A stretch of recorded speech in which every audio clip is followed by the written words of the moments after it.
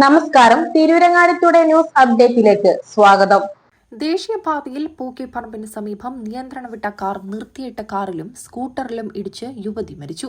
കോട്ടയം സ്വദേശിയും വളാഞ്ചേരി പൂക്കാട്ടിരി മദ്രസയ്ക്ക് സമീപം ക്വാർട്ടേഴ്സിൽ താമസിക്കുന്ന ചെരിപ്പുറത്ത് അജ്മലിന്റെ ഭാര്യ 30 വയസ്സുള്ള ജംഷീറയാണ് മരിച്ചത്.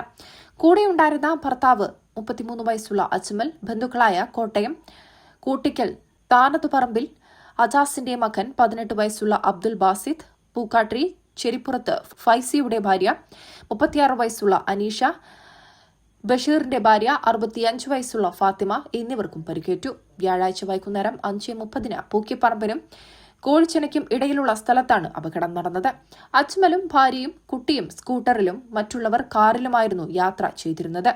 മഴ പെയ്തപ്പോൾ സ്കൂട്ടറിലുള്ള കുട്ടിയെ കാറിൽ കയറ്റാനും റെയിൻകോട്ട് ഇടാനുമായി കാറും സ്കൂട്ടറും നിർത്തിയിട്ടതായിരുന്നു. അജ്മലും ഭാര്യ ജംഷീറയും റോഡരികിൽ നിൽക്കുകയായിരുന്നു. ഇതിനിടെ മറ്റൊരു കാർ നിയന്ത്രണം വിട്ട് കാറിലും സ്കൂട്ടറിനും ഇടിക്കുകയായിരുന്നു. പരിക്കേറ്റ എല്ലാവരെയും കോട്ടക്കൽ ആശുപത്രിയിൽ എത്തിച്ചെങ്കിലും ഗുരുതരമായി പരിക്കേറ്റ ജംഷീറ മരണപ്പെട്ടു. ശക്തമായ മഴയുള്ള സമയത്തായിരുന്നു അപകടം. മൃതദേഹം കോട്ടക്കൽ ആശുപത്രിയിൽ. News desk, Tirurangadi today. നിങ്ങൾ ഇനിയും ലൈസൻസ് എടുക്കാത്തതെന്ത്? വാഹനം ഓടിക്കാൻ ലൈസൻസ് ഇല്ലാത്തതിനാൽ ഇപ്പോഴും ബസ്സുകളെ ആശ്രയിച്ച് യാത്ര ചെയ്യുകയാണോ? ഹെവി വാഹനങ്ങൾ ഓടിക്കാൻ ഹെവി ലൈസൻസ് ഇല്ലെങ്കിൽ മികച്ച തൊഴിലവസരങ്ങൾ നഷ്ടമാകാം. ഇപ്പോൾ തന്നെ അവസരം പ്രയോജനപ്പെടുത്തൂ. വെറും 60 ദിവസത്തിനുള്ളിൽ മിതമായ നിരക്കിൽ ഹെവി ലൈസൻസ് നേടാം.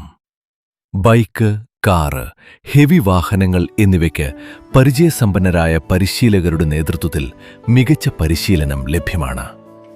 സ്ത്രീകൾക്കായി പ്രത്യേക വനിതാ പരിശീലകരുടെ നേതൃത്വത്തിൽ സുരക്ഷിതവും ആത്മവിശ്വാസം വർദ്ധിപ്പിക്കുന്നതുമായ പരിശീലന സൗകര്യവും ഒരുക്കിയിരിക്കുന്നു. മിതമായ നിരക്കിൽ മികച്ച ഡ്രൈവറാകാൻ ഇന്നുതന്നെ ചേരൂ മിൻഷ ഡ്രൈവിംഗ് സ്കൂളിൽ. കുന്നുംപുറം, അച്ചനമ്പലം, കരുവാങ്കല്ല്. കൂടുതൽ വിവരങ്ങൾക്ക് വിളിക്കൂ